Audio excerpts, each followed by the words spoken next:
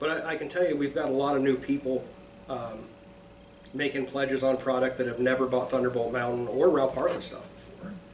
And I've had a number of my longtime Ralph Harley customers who are now buying Thunderbolt for the first time. What really helped is some of the photos we showed, showing them off on the tabletop together. Absolutely, yeah, that'll help a lot, because when you say 30 millimeter to people, this is another bugbear. I know. Please go into it. Well, there's just a lot of insanity around figure size and scale creep and all the other things they talk about. And we were talking earlier about head proportions, which are absolutely vitally important, however you're going to do them.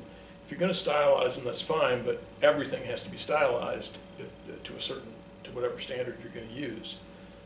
But the whole thing of measuring to the eyeballs, I have never understood it. I've talked to people, and they'll tell you why they think it makes sense, and all I'm thinking in my head is, this person doesn't understand what they're talking about. It kind of reminds me of I read a story. It's interesting to read the history of art. Like, I got all these books, and I mainly have them just for the pictures, but occasionally when I'm bored, I'll read a little section on the history of art.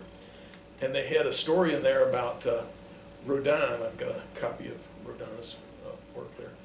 And somebody was, some art critic was extolling Rodin's praises because he had apparently had a piece rejected for some reason, and he resubmitted it with a bronze cast of a clothing on it instead of the original. I guess was a nude or something, and it was pilloried by another critic at the time for having no possible anatomy, I think was the phrase, could exist under this clothing. And the critic who was praising Rodin was saying, all Rodin would have had to do was take a chisel and shatter the bronze and reveal that underneath it was a nude statue that it is. And I'm thinking, this person obviously knows nothing about sculpture. What the other critic was probably saying was that the thing didn't fit, which is quite possible. Mm-hmm. I don't know what the statue is that he was talking about, but you could put a covering on an anatomy that wouldn't fit. It would be like you putting on a cloak that was stuffed with lumps of kapok or something at various points, wrapping it around yourself. It wouldn't conform to your body. And that's all they're saying, is that the bronze cloak that he cast over this thing didn't conform to the body under it, which is quite possible. But this critic had no idea what they were talking about. It kind of reminds me, that story kind of reminds me of people talking about measuring things to the eyes. Because, first of all, the variation in a human head for a person with an extremely low set eye versus an extremely high set eye, do you know how much that is? Because we're used to looking at faces. Mm-hmm. Humans make faces out of anything they see that vaguely looks like it has two eyes and a mouth. Well, I mean, it can be, by percentage, it can be rather extreme, right? No, it's tiny. If you take a face and you make the forehead, if you move the eyes, and you can try this sometime on a program with things, if you move the eyes a whole eye width, and you see how narrow the eyes are in the face, if you move it a whole eye width down or a whole eye width up, it begins to look weird. Yeah. So essentially, the width of a normal open eye is all the amount of variance is in where the eyes are set in a normal face. Now, you can get an extreme 1 person in 1,000 who's outside that variance, but 99.9% of people are no more than an eye width up or down. Now, the difference when you're a child.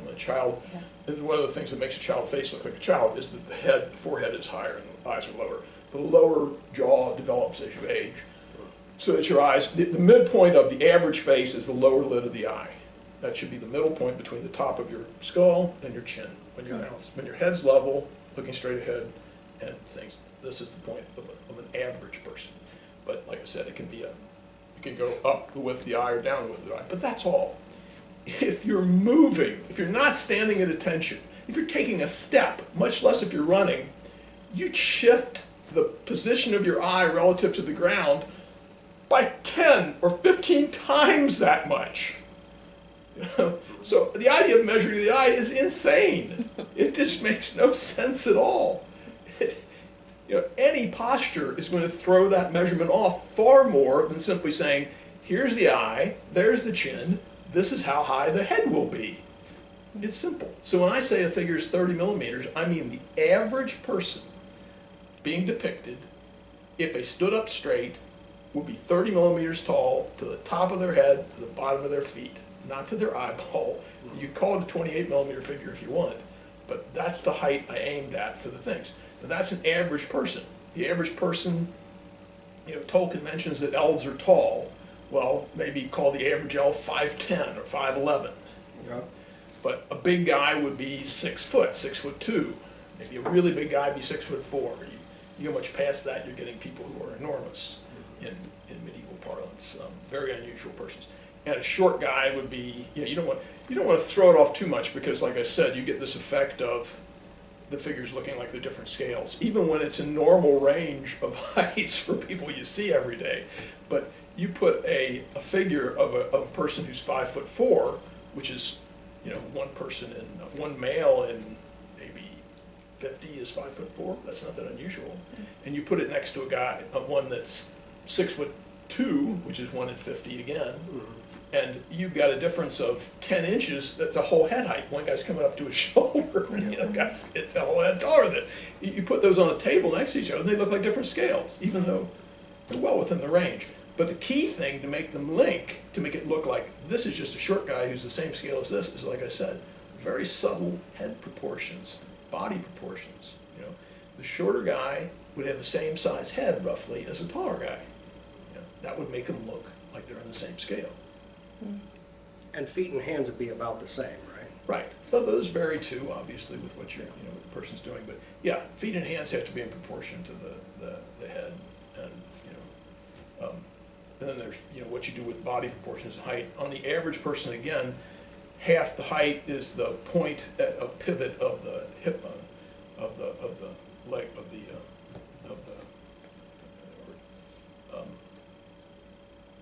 femur. The point where the hip, the femur goes into the hip bone is to the pelvis is the average place of half the height for Europeans. Depending on there's people have a lot of variation, and generally speaking, for instance, Japanese have very short legs by comparison to the height of their body, or they used to. Maybe they started drinking milk now and they're getting taller, and that might have changed. But I had a whole set of pictures that some ethnographer had done in long ago times of photographing different people from all over the world, and the thing that was most striking about it was how short the legs were on the Japanese people. They were very short-legged. I thought I had read somewhere that as more wheat was introduced in their diet, that they did get taller as well. I don't know, but like I said, these pictures are from turn of the century, so Yeah. Turn of the last century. So they were that's the way they looked then. But so there's a lot of variation, and Africans are all over the place. I mean, you get some Africans with short legs and some Africans who are on stilts. But then the African population has got more genetic variation. It's got like several times the amount of genetic variation of the whole rest of the world put together.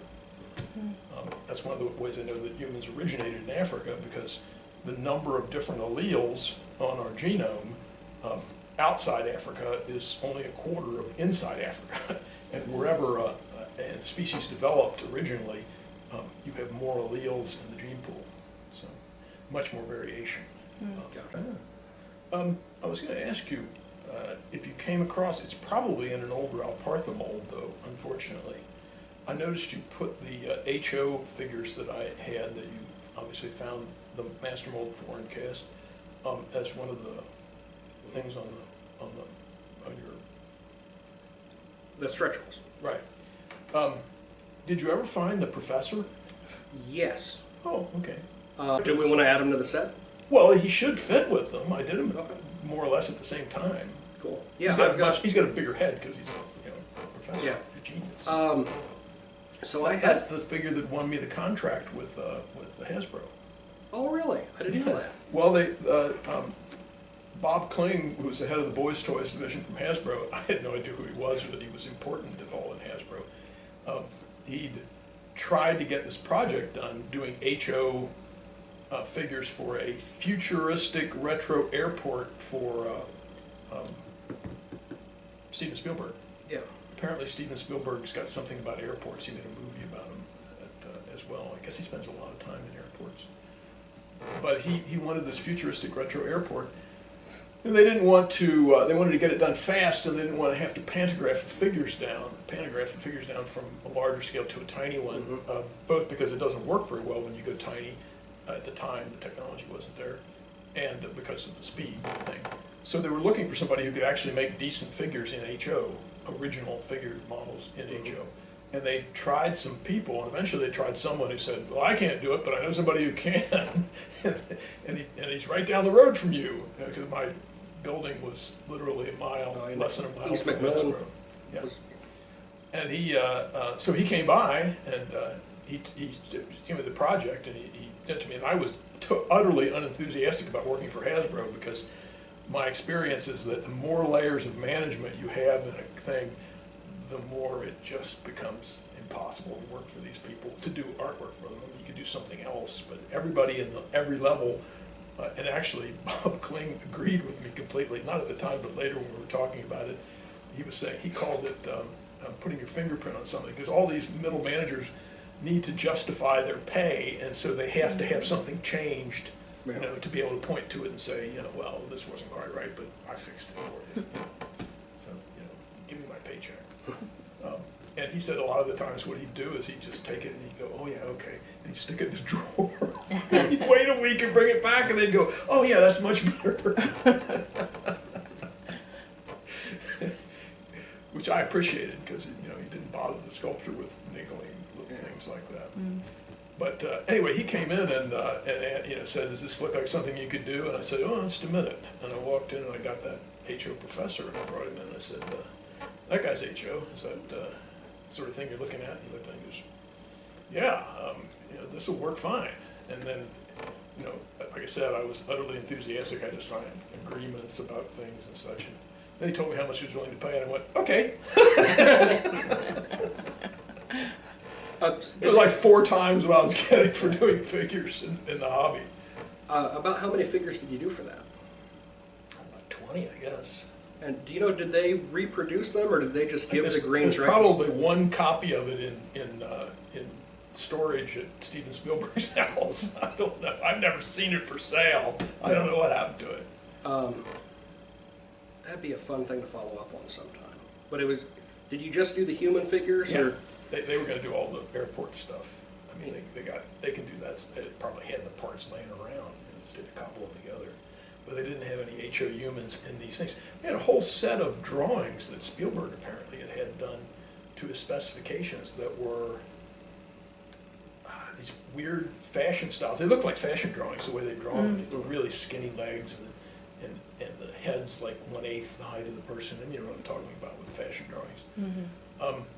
But you know, it was all this specific getup they were wearing and such, which is what I had to put into these little tiny HO figures. So. Did you take photos of any of them before you sent them off? Or? No, that's one of the things you had to sign. Is no proof at all. Huh? No proof at all that you've ever been here. No, you've seen nothing. I guess if the money's good, and you probably knocked those out pretty quick, didn't you?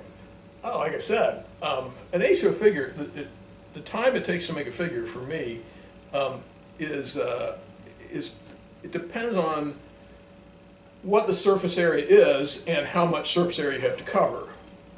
So it doesn't necessarily scale up in proportion. You know, an HO figure is, you know, the surface area is a square of the height.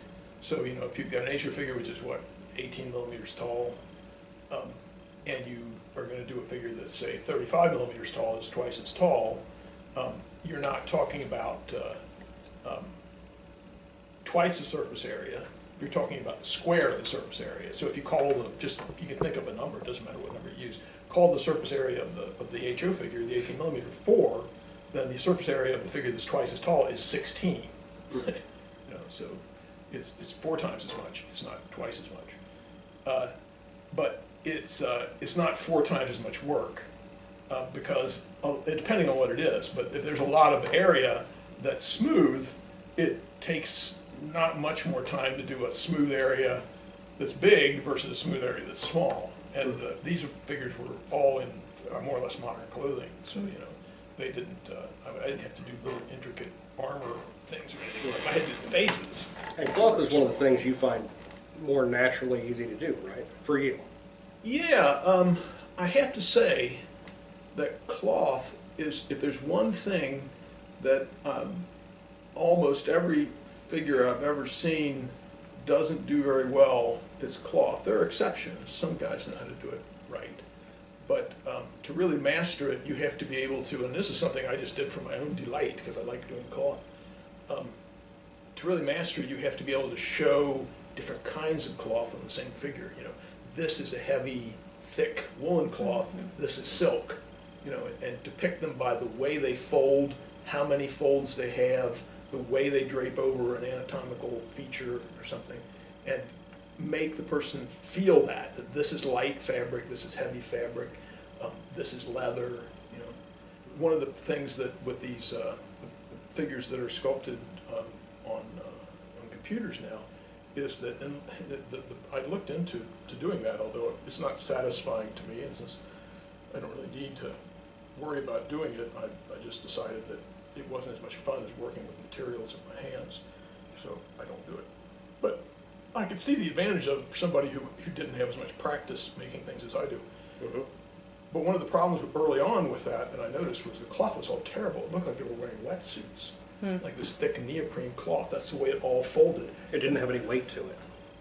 Well, no, it had. I guess you could say it had too much weight to it. It was like it was a 1/4 inch thick foam covering them when they'd bend their arm or something, or they'd have a cloak. It looked like it was a piece of foam hanging off of them. And the reason for this, I found out when I started playing around with it, is just because they were. You can actually make on a program like that. You can make realistic looking cloth, but it's a hell of a lot more work. You can just sort of go boom and have it covered with neoprene.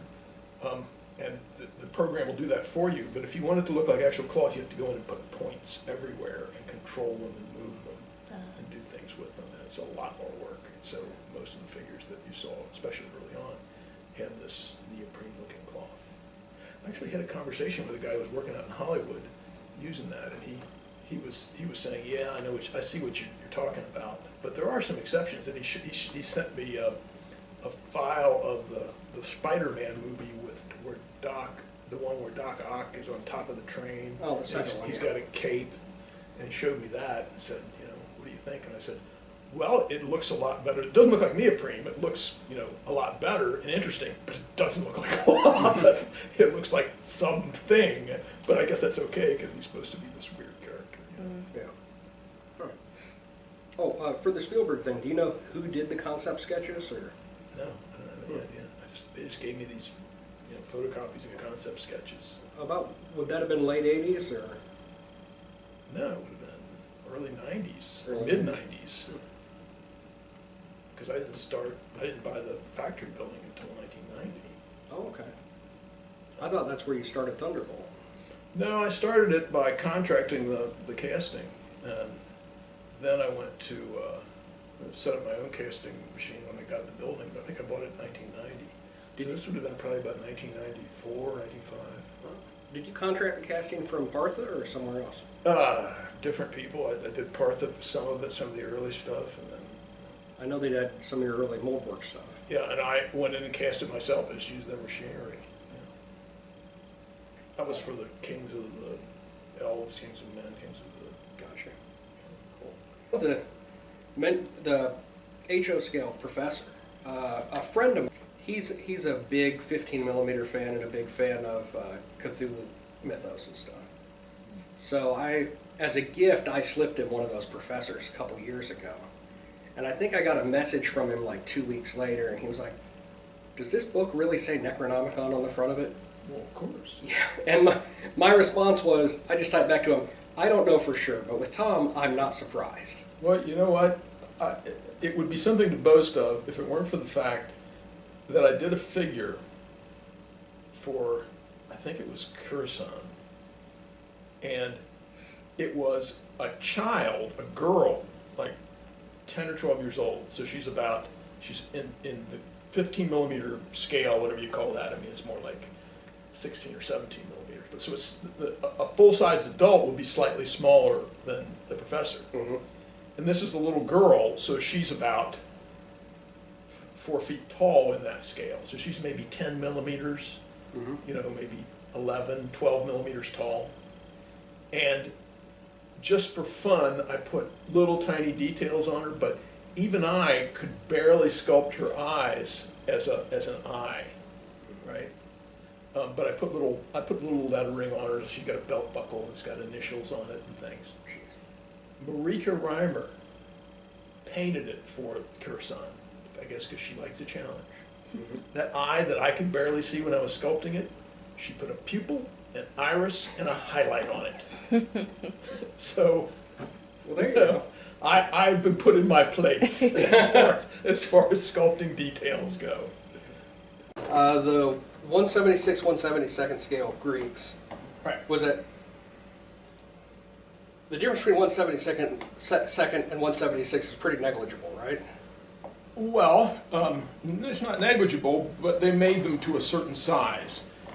Whether it's 172nd or 176 depends on how tall you think the average person is.